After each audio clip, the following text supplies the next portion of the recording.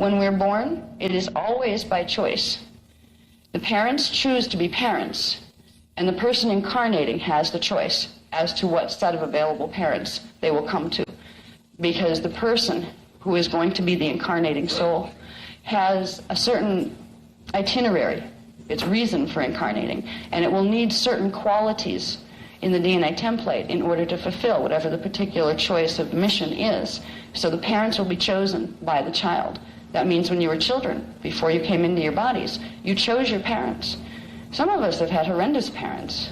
You think, why in God's name did I ever choose that? What am I, a masochist? You know? There are a lot of reasons why we sometimes choose people as our biological parents, or even our surrogate parents, if our biological ones aren't available, that treat us in ways that we really wish they didn't, that have left us things to heal and clear, that have taken many, many years and we're probably still doing and probably will be doing for the next couple of lifetimes. There are lessons to be learned in situations like this. Many times it's a karmic resolution where you had other relationships to each other in different time vectors that are going on now. So in this time vector, you came to fix a part of that if it was going bad. But it's not always karmic. Sometimes it's as simple as DNA. It's as simple as, particularly with indigo children, some of the indigo children have the worst experiences in their parent experiences because they have to have very specific codes in the DNA to be able to come in with the 6th strand activated at birth, which is to allow them in adulthood to be able to open up their body templates and run the highest frequencies in this time matrix down into the planetary grids so they can be part of the team that's going to run the stargates.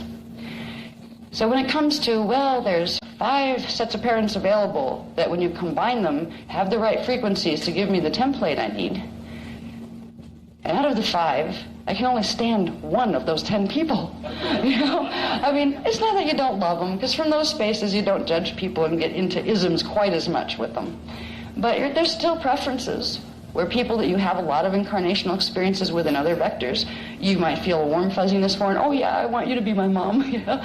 But if that combination does not suit best what your purpose is for incarnating, you may choose the one who, you may be a loving person at this point, but they haven't evolved past the point where they're still learning their lessons. So yeah, you actually come in, you get from them the gift of a DNA template that you needed, and you give to them a gift of certain experiences that will, in their own way, and often through your suffering, that you will learn to heal and transmute later because you have the capacity to do it. You have given back a gift of taking part of their chaotic energies from their DNA and taking it into your own consciousness where it becomes your job to transmute it. There's the old saying of the sins of the father being passed on to the children, the sins of the parents. We get part of our DNA code, our chemical DNA, from the mother and part from the father. That means if we have those chemicals there, we've received an imprint of their templates, their manifestation templates, their DNA templates, which means part of their scalar wave patterns became ours, became linked with our consciousness. That becomes the first imprint of our 3-dimensional personality and our identity, that our first part of growth is learning to clear and harmonize the energy patterns we picked up through fetal integration. And when we do that, and as we do that, we're able to bring in our higher levels of consciousness and activate the higher strands. So there's a whole process of manifestation.